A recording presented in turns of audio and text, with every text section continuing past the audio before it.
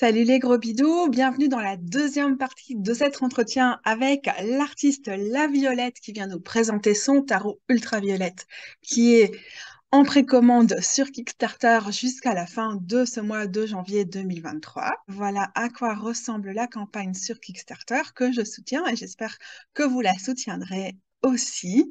On a un tarot très coloré, queer et écoféministe. Regardez-moi ces colorés arcanes majeures. Vous allez déjà voir en dessous un avant-goût aussi des mineurs avec les As ici au milieu.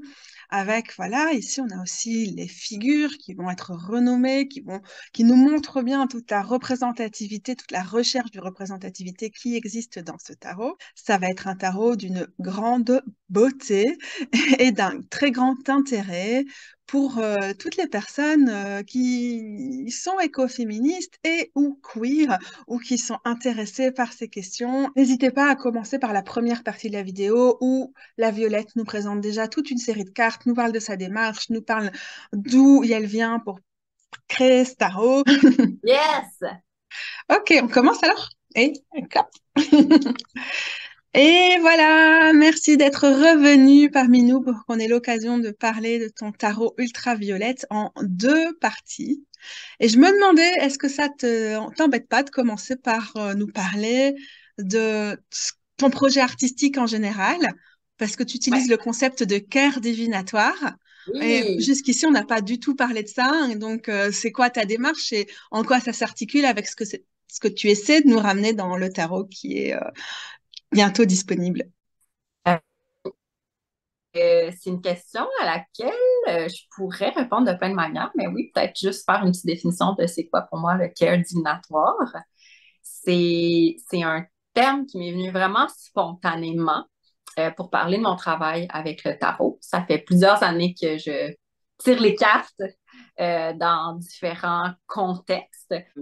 Maintenant, je le fais d'une manière, c'est ça qu'on pourrait dire, plus professionnelle. J'ai un site web avec mes services, etc. Mais sinon, j'ai tiré pendant des années pour mes amis, pour des inconnus des fois que je rencontrais aussi.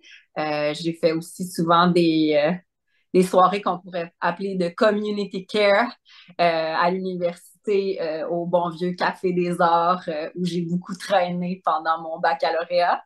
Euh, donc, c'est ça, j'ai vraiment tiré dans plein de contextes. Puis, pour moi, c'est ça, c'était vraiment, ben, je l'ai dit, c'était des soirées de community care. Puis, je trouvais qu'il y avait une dimension de soins qui était essentielle dans mon approche des cartes, dans qu'est-ce que j'avais envie d'offrir avec les cartes. C'est-à-dire que je pense que c'est ça, les cartes nous pointent plein de facettes de ce qu'on vit, nous font des miroirs, des fois des miroirs agréables, des fois moins.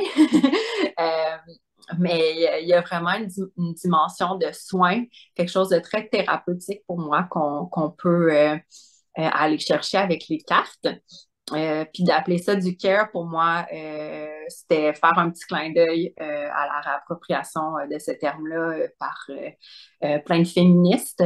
Puis de me réapproprier, c'est ça, tout un pan de la vie qu'on a mis sur le dos et les mains de toutes les personnes socialisées femmes.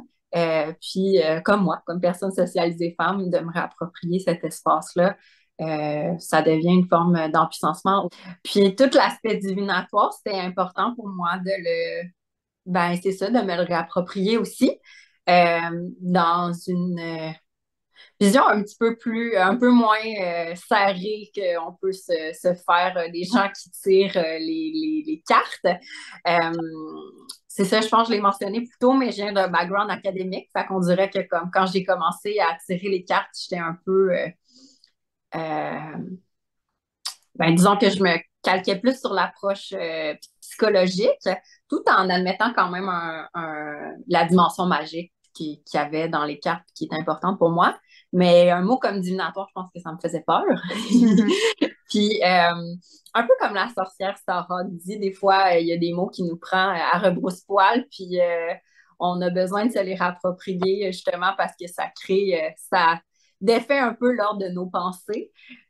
Puis c'est ça, je me suis penchée sur ce mot-là. sur tout qu'est-ce que ça voulait dire, sur le fait de, euh, c'est ça, non, ben, deviner le divin, tout, l'aspect magique et de part d'ombre et de part incertaine de la vie que contenait ce mot-là, puis ce qui nous appelait à explorer. Puis oui, j'ai eu envie de me le réapproprier dans l'idée d'un soin qu'on peut accorder à toutes ces parties-là un peu magiques, un petit peu moins, moins appréciées par la culture occidentale mainstream. Euh, ouais, c'est ce que j'avais envie de faire avec ce terme-là. Puis le care divinatoire, c'est le terme que j'utilise pour parler, c'est ça, de tout mon travail avec le tarot, tout mon travail artisanal, magique. Euh, voilà. Et du coup, artistiquement ou d'un point de vue artisanal, comme tu disais, tu crées plein d'autres choses. Bon, déjà, j'ai trouvé ça super intéressant ce que tu disais. Et j'adore, évidemment, je suis comme ça derrière mon écran, mais relancer la discussion, du coup, ça infuse tout le champ, tout, les, tout ce que tu crées en général. Oui, ça a été pas mal mon focus, en tout cas, dans les dernières années. J'ai fait plein de genres c'est ça, moi, je suis lune en gémeaux, fait que des fois, j'ai plein de projets qui partent et qui viennent. Euh, mais dans les dernières années, oui, ça a été pas mal mon canal de création. J'ai fait des zines de tarot, entre autres. J'ai fait des journaux de tarot, des dessins, des cartes postales, des illustrations, des calendriers païens, plein c'est ça, de créations qui peuvent être utiles, qui peuvent comme habiter notre quotidien pour partager un peu, c'est ça, un peu de care, un peu de magie, qu'est-ce que c'était pour moi. Euh, c'est très, très différent de ce que je faisais avant. Moi, j'ai fait un bac en art dans une université où l'approche était très conceptuelle. C'est extrêmement différent de tout ce que j'ai fait avant, c'est-à-dire de leur performance très dans un canon conceptuel un peu ésotérique du milieu universitaire. De leurs vidéos, tout ça. Donc, pour moi, ça a été comme une espèce de quasiment 360 artistique qui me fait du bien, puis que je pense qu'il est relativement plus accessible. Ouais, c'est ça. Euh, c'est ça, puis plus à l'image de qu'est-ce que j'ai envie d'apporter au monde où j'en suis dans mon Mm, mm. parcours. Ok, c'est clair que ça fait vraiment un gros virage, quoi.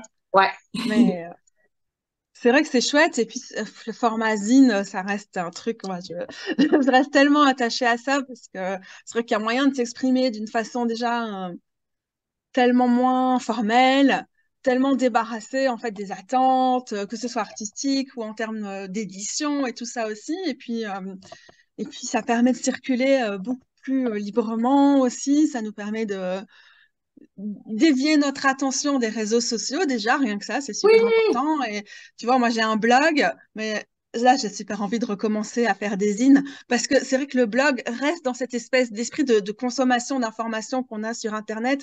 Et c'est pas la même chose que de pouvoir amener une disruption dans ce quotidien-là. On scrolle, on lit en diagonale et d'avoir un outil zine, je trouve ça tellement génial.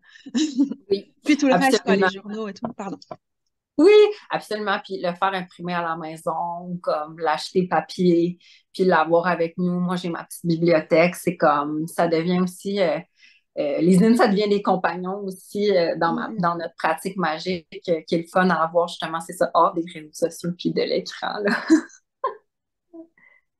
Oui, j'ai toujours sur ma table à tarot, sur mon étagère à tarot, une partie de zine qui fait partie intégrante du truc. Maintenant, je crois que j'ai quand même un moment trop de zine et j'ai envie de les donner à une librairie féministe ou un truc autogéré parce qu'il faut que ça circule et pas que ça prenne juste la poussière dans l'atelier. Oui, Mais c'est ça aussi la facilité avec les zines, c'est plus facile de les laisser circuler que d'autres choses et de toucher tellement de gens avec. absolument. Absolument. Euh, J'avais envie aussi, je sais pas si qu'est-ce que tu en penses, mais tu m'as demandé comment le cœur divinatoire a infusé peut-être plus mon jeu de tarot. J'en ai moins parlé. Mhm. Puis j'ai peut-être envie de. Ben, j'ai parlé dans la première partie, on a parlé des conditions matérielles qui Mhm. m'ont permis de faire le jeu. Je peux parler un peu du parcours qui m'a. Alors, on est refrisé. Mhm. J'attends que tu reviennes. Déjà, Plus, ça a été quoi? alors désolé, c'était bloqué. Il me redit que ma connexion est instable, mais ça a l'air d'aller.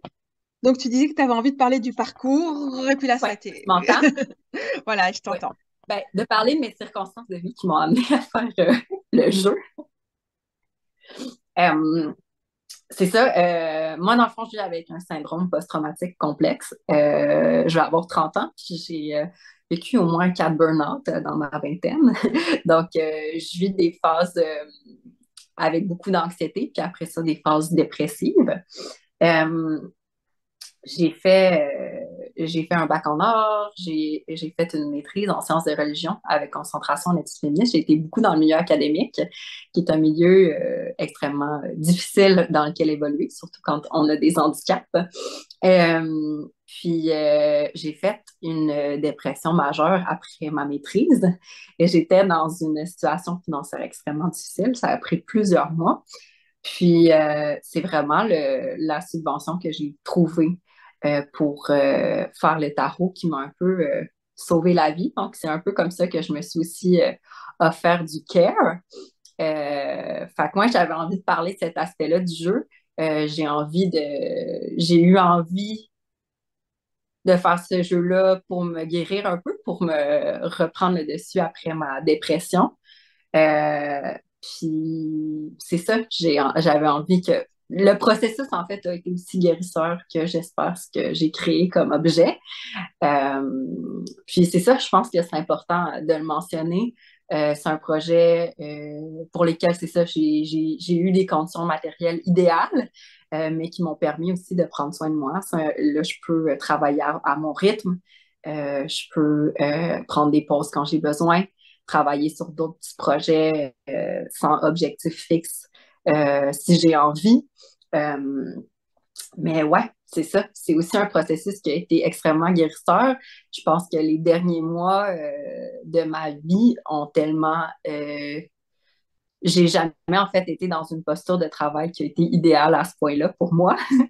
Fait que, ouais, je pense que ça transparaît aussi dans le jeu, puis c'est important de le nommer. Je sais pas si ça va réarriver souvent non plus dans ma vie, que je vais avoir ces circonstances-là idéales. On n'est pas dans des parcours linéaires ou en montée. Mais là, j'ai vraiment, ça a été un petit peu un timing magique, puis un timing de soin spécial pour moi de créer ce jeu-là. Fait que, ouais, j'avais aussi envie de partager ça comme dimension de care qui a traversé finalement le processus créatif de ce jeu-là.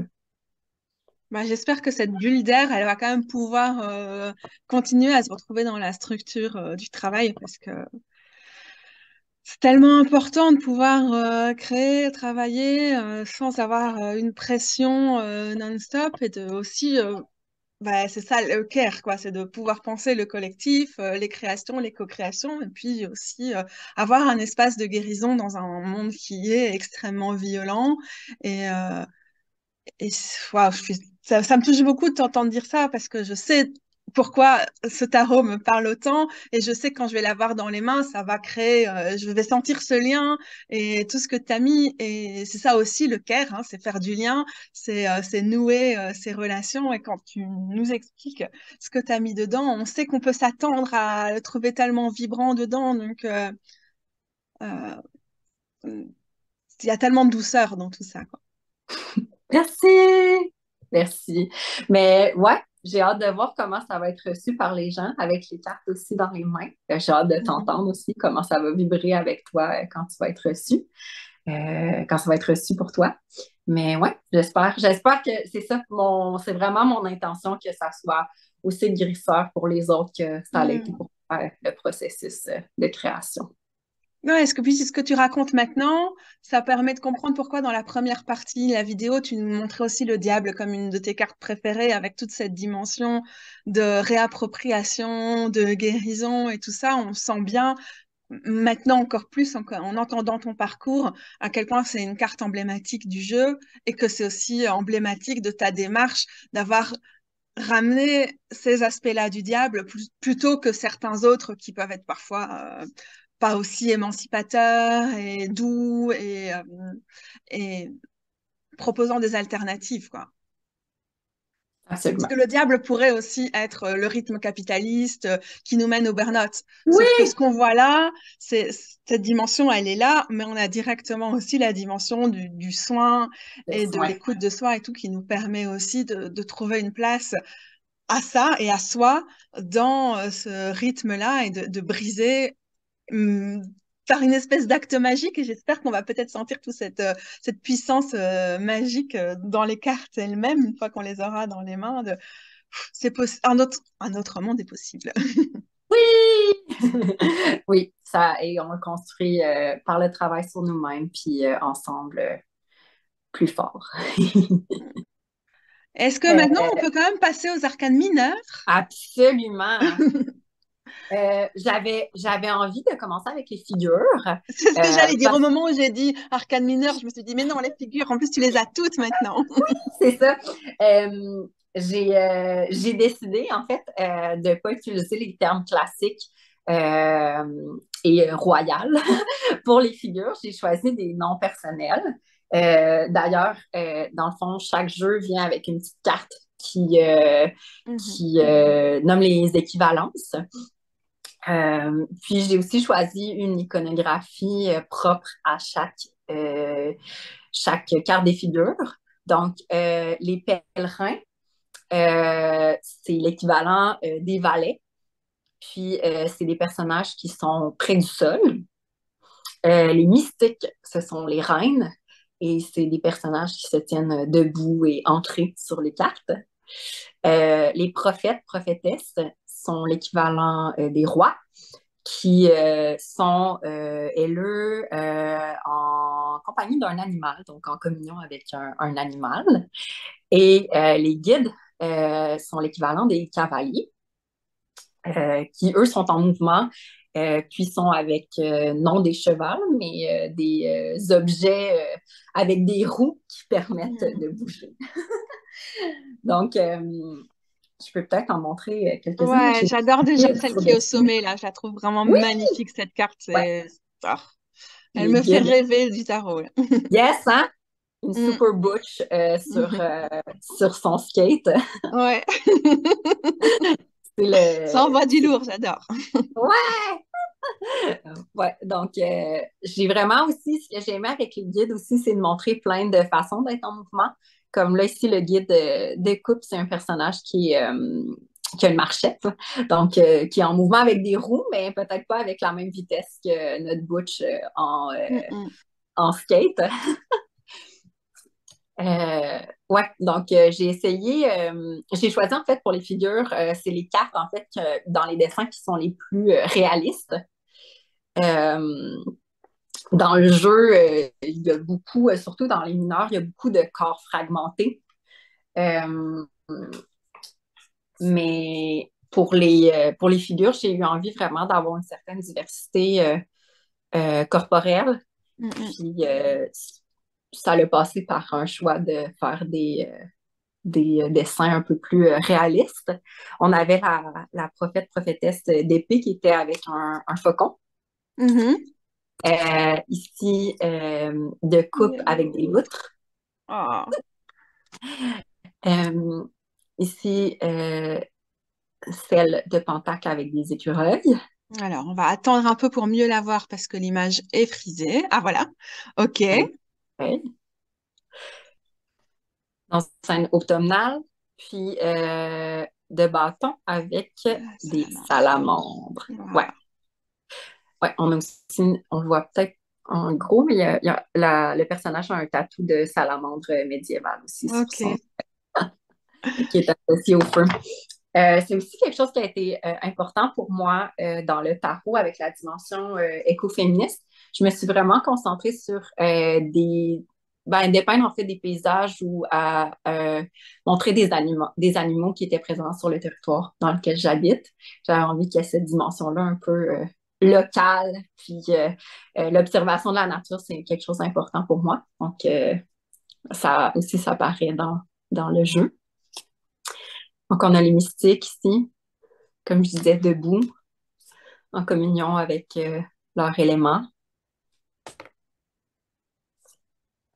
C'est super incorporé, quoi. C'est un choix d'avoir mis dans les figures, pas du tout quelque chose d'abstrait, mais quelque chose auquel on peut s'identifier, qui nous ramène à notre corps, à notre corporalité et à Exact. comment le corps est pas forcément un truc déconnecté du reste du monde, mais c'est aussi ce qui fait lien et ce qui, en termes écoféministes, bah, c'est aussi plein de bactéries et de champignons et de toutes ces choses qui, qui sont nous. Oui, absolument. Oui, il y a la dimension d'identification qui est forte aussi, comme tu le dis. Puis pour moi, les cartes des figures, c'est quand même, ça représente quand même des parties de nous.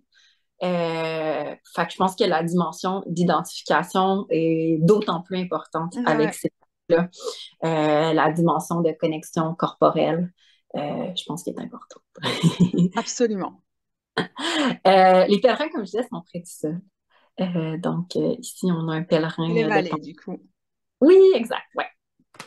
j'adore. Euh, puis, dans pas mal tout le jeu, mais là, on le voit particulièrement dans les cartes des figures, j'ai vraiment surtout représenté des personnes, des femmes, des personnes féminines, des personnes non-binaires.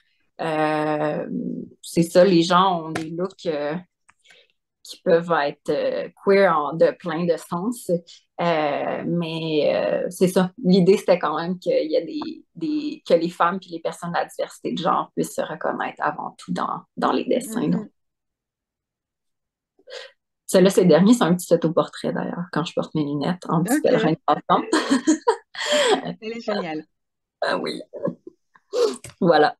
Je sais pas si tu avais des questions sur les figures. C'est comme une grosse partie du jeu, je pense. Un, bah, je trouve que c'est une partie vraiment importante. Maintenant, quand je vois un peu le timing, si on veut pas On relancer une jase. session après pour clôturer, je vais pas te poser plus de questions et je vais te laisser nous parler un peu des mineurs et du fait qu'elles sont encore en cours de conception, du coup. Absolument.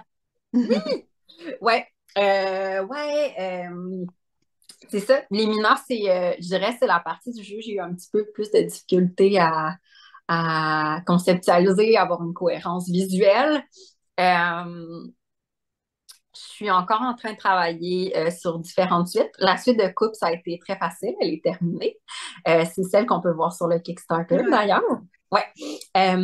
Puis, sinon, la suite d'épée, franchement, a été extrêmement difficile et très difficile encore pour moi. Pourtant, c'est une suite que je pige souvent. J'aurais pensé que les pentacles auraient été plus difficiles pour moi. Mais j'ai eu beaucoup de plaisir à dessiner les pentacles. C'est pas mal terminé aussi. Ouais, comme je disais un petit peu plus tôt, dans la suite des mineurs, j'ai décidé de faire des genres de gros plans plutôt. Fait qu'on on a beaucoup de corps fragmentés, de corps un peu plus flous, comme si on a le 10 de pentacle. Donc, ça l'amène Épée. à un aspect un peu plus symbolique, une autre genre d'identification corporelle aussi, que ça, c'est vraiment moins réaliste. Euh, Ça peut provoquer des fortes réactions intuitives et laisser justement exactement. venir les messages comme si ça venait d'un autre plan où ça nous permet justement d'entrer en contact avec une dimension qui est peut-être moins tangible. Et tu Exact. utilisais d'ailleurs le mot tangible dans la description sur Oui! Kickstarter. Ouais. Mais c'est ça, on le voit ici, là, comme là, on a un gros plan sur des tasses, on a des mains qui sortent du cabaret dans le 10 de coupe. Euh, c'est ça, il y a les corps fragmentés, les corps flous, les corps en mouvement, les corps fondus. Ce que je trouve Vas-y. intéressant dans le 10 de coupe, c'est que c'est vraiment, c'est assez, en fait, ça, c'est quelque chose qui est très émotionnel et qui est un état de béatitude ou de grande satisfaction et tout ça au niveau émotionnel. Et c'est super parasitant dans notre analyse de voir que dans plein de tarots, on a encore une représentation d'un couple nucléaire, mais avec des enfants, même si c'est pas toujours un couple hétérosexuel, qu'on a de plus en plus de variétés et tout, mais c'est quand même quelque chose qui nous coupe d'une interprétation plus large. Et c'est vraiment des moments où les images sont en fait un obstacle à la connexion à la carte. Et du coup, ce que tu nous proposes là, c'est, je trouve, quelque chose qui nous permet de plonger beaucoup plus dans l'essence de la carte sans être parasité par des représentations culturelles, mais qui limitent fortement notre interprétation, quoi.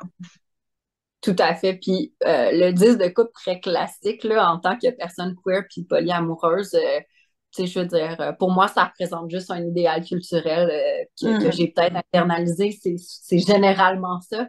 Donc, c'est super restreint. Qu'est-ce que je peux en faire comme Ouais. interprétation? Là, ici, j'en ai fait quelque chose, c'est ça, un petit peu plus accueillant. Puis pour moi, il y a une dimension quand même de connexion avec les ancêtres aussi dans cette carte-là, avec les objets, la présence de la fumée, puis tout ça. Donc, je l'ai amené un petit peu ailleurs, mon disque de coupe. C'est la magie du quotidien aussi, on dirait, qui Exactement. représente les rituels, les petits rituels. Oui, exactement. Mm.